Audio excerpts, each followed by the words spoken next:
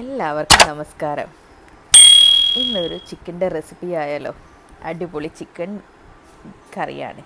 അതിനാവശ്യമായ സാധനങ്ങൾ എന്തൊക്കെയാണെന്ന് നോക്കാം. ഞാനിവിടെ 1 കിലോ ചിക്കനാണ് എടുത്തിരിക്കുന്നത്. കൂടുതൽ ലെഗ് പീസിൻ്റെതാണ് എടുത്തിരിക്കുന്നത്. നിങ്ങളുടെ ഇഷ്ടത്തിനനുസരിച്ച് നിങ്ങൾക്ക് ചേർക്കാം, എടുക്കാം കേട്ടോ. എല്ലാം എരിവ് കൂട്ടാനും കുറയ്ക്കാനും ഒക്കെ നിങ്ങളുടെ ഇഷ്ടമാണ്. ഞാനിവിടെ എൻ്റെ ഒരു റെസിപ്പി പറഞ്ഞു തരുന്നതെന്നേ ഉള്ളൂ. കാരണം വെച്ചാൽ നിങ്ങൾക്ക് എരിവ് വേണം, ഇതൊക്കെ നിങ്ങൾക്കാണ് അറിയുന്നത്. ഇതിപ്പോൾ ഞാൻ എൻ്റെ വീട്ടിലെ ആവശ്യത്തിനാണ് ഞാൻ എരിവും ഒക്കെ കൂട്ടും കുറക്കൊക്കെ ചെയ്യുന്നത്. അപ്പോൾ ഞാനിപ്പോൾ ഇട്ടിരിക്കുന്നത് ആവശ്യത്തിന് ഉപ്പാണ്. പിന്നെ ഒരു 3/4 ടേബിൾ സ്പൂണോളം മഞ്ഞൾപ്പൊടി ഇട്ട് കൊടുത്തിട്ടുണ്ട്. ഒരു വലിയ ടേബിൾ സ്പൂണോളം മുളക് പൊടി, ഒരു 2 ടേബിൾ സ്പൂണോളം കുരുമുളക് പൊടി ഇട്ട് കൊടുത്തിട്ടുണ്ട്. ഇനി ഇത് നന്നായിട്ടൊന്ന് മിക്സ് ചെയ്ത് കൊടുക്കണം. കൈ വെച്ചിട്ട് തന്നെ മിക്സ് ചെയ്യണം.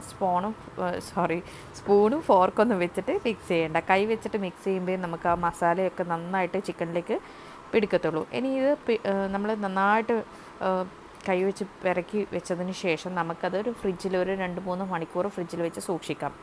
അപ്പോഴാണ് കുക്ക് ചെയ്ത് കിട്ടുമ്പോൾ ഒരു നല്ലൊരു ടേസ്റ്റ് കിട്ടുള്ളൂ. ഒരു 3 തക്കാളി, ഒരു 3 വെല്ലുള്ളി, 2 പീസോളം ഇഞ്ചി, ഒരു 2-3 പച്ചമുളക്, ഒരു ക്യാപ്സിക്കം, കുറച്ച് വെളുത്തുള്ളി, ഇത്രയും സാധനങ്ങൾ ചെറുതായിട്ട് അരിഞ്ഞിട്ട് നമുക്കൊരു പാൻ അടുപ്പത്ത് വെച്ചിട്ട് നമുക്കതിലേക്ക് ഇട്ട് കൊടുക്കാം. ഞാനിവിടെ കറിയൊക്കെ വെക്കുന്ന സെയിം പാത്രമാണ് എടുത്തിരിക്കുന്നത്. അതിലേക്ക് എല്ലാം അരിഞ്ഞതും കൂടെ ഇട്ട് കൊടുക്കുന്നുണ്ട്. പിന്നെ നമുക്ക് വേണ്ടത് മല്ലി, പുതിന അരിഞ്ഞതാണ്.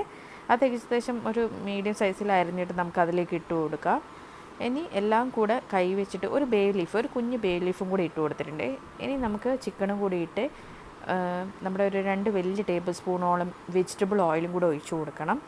ഇപ്പം നമ്മൾ വെജിറ്റബിൾ ഓയിൽ ഒഴിക്കുന്നതേ ഉള്ളൂ. പിന്നീട് നമ്മൾ അങ്ങോട്ട് വെജിറ്റബിൾ ഓയിലോ ഒന്നും യൂസ് ചെയ്യുന്നില്ല. അപ്പോൾ ഇപ്പോൾ ഒഴിച്ചതിന് ശേഷം നന്നായിട്ട് കൈവച്ചിട്ട് തന്നെ മിക്സ് ചെയ്യുക. അപ്പോഴാണ് എല്ലാം ആ ഒരു ഫ്ലേവറിലേക്ക് കിട്ടുള്ളൂ. കാരണം വെന്ത് കഴിയുമ്പോൾ കിട്ടൂല എന്നല്ല, പക്ഷെ നമ്മളിങ്ങനെ മിക്സ് ചെയ്യുമ്പം ആ മസാലയും ഉള്ളിയും ഒക്കെ ഒന്ന് നന്നായിട്ട് മിക്സ് ചെയ്ത് കിട്ടും. ഞാനിപ്പോൾ നന്നായിട്ട് ഇവിടെ മിക്സ് ചെയ്ത് വെച്ചിട്ടുണ്ട്. ഇനി നമുക്കൊന്ന് സ്റ്റൗ ഓൺ ചെയ്യാം.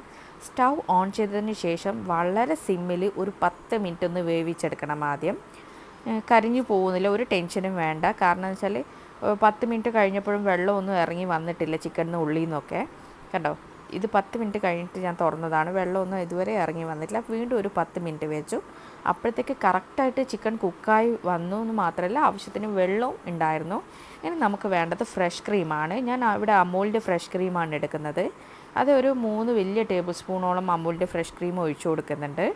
നിങ്ങൾക്ക് ഏത് ഫ്രഷ് ക്രീം വേണമെങ്കിലും യൂസ് ചെയ്യാം. ഞാൻ പൊതുവേ എൻ്റെ ഫേവറേറ്റ് അമൂലിൻ്റെ ഫ്രഷ് ക്രീമാണ്, അതുകൊണ്ടാണ് അമൂൽ യൂസ് ചെയ്യുന്നത്. ഇനി നന്നായിട്ട് മിക്സ് ചെയ്ത് കൊടുത്തതിന് ശേഷം ഒരു 2-3 തിള വരുന്നത് വരെ നമുക്കൊന്ന് വെയിറ്റ് ചെയ്യാം.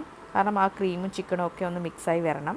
പിന്നെ ഒരു വലിയ ടേബിൾ സ്പൂണോളം ഞാൻ കസൂരി മേത്തി ക്രഷ് ചെയ്തിട്ടൊന്ന് ഇട്ട് കൊടുത്തിട്ടുണ്ട്. പിന്നെ നമുക്ക് വേണ്ടത് ഒറിഗാനോ ആണ്.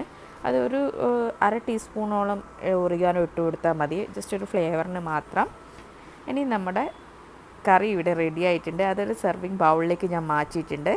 വളരെ ഈസി ആയിട്ട് തയ്യാറാക്കാൻ പറ്റുന്ന ഒരു റെസിപ്പിയാണ്. എല്ലാവരും ട്രൈ ചെയ്യണം. വെള്ളാപ്പത്തിൻ്റെ കൂടെയും നമ്മുടെ ഗീ റൈസിൻ്റെ കൂടെയും ചപ്പാത്തിൻ്റെ കൂടെയും ബ്രെഡിൻ്റെ ഒക്കെ കൂടെ കഴിക്കാൻ പറ്റുന്ന ഒരു അടിപൊളി റെസിപ്പിയാണ്. എല്ലാവരും ഒന്ന് ട്രൈ ചെയ്തിട്ട് കമൻറ്റ് ബോക്സിൽ വന്നിട്ട് ഒന്ന് അറിയിക്കണം. ലൈക്ക് ചെയ്യാനും ഷെയർ ചെയ്യാനും സബ്സ്ക്രൈബ് ചെയ്യാനും മറക്കല്ലേ. ഇനി അടുത്ത വീഡിയോയിലേക്ക് ആയിട്ട് വരുന്നത് വരേക്കും bye. Thank you for watching.